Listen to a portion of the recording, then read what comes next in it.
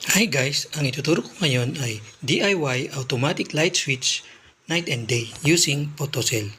So guys, eto guys sa bahay namin, pagsapit ng gabi, kusang bumubukas ang ilaw. So ayan guys, tignan natin, o yan, bigla na lang siyang bumukas.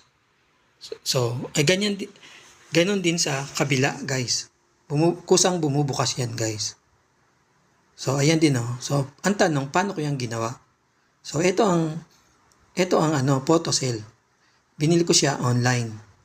Ito yung photocell automatic light switch. So ayan guys, kanyang ay 220 volts at saka 10 amperes. So paano pagkabit? So ito ang kanyang diagram ng pagkabit. So yung pula at saka puti sa ilaw, tapos yung puti at saka itim sa saksakan. So ngayon, ito yung ilaw. Paano natin malalaman yung sa pula? So ito, yan ang sa pula.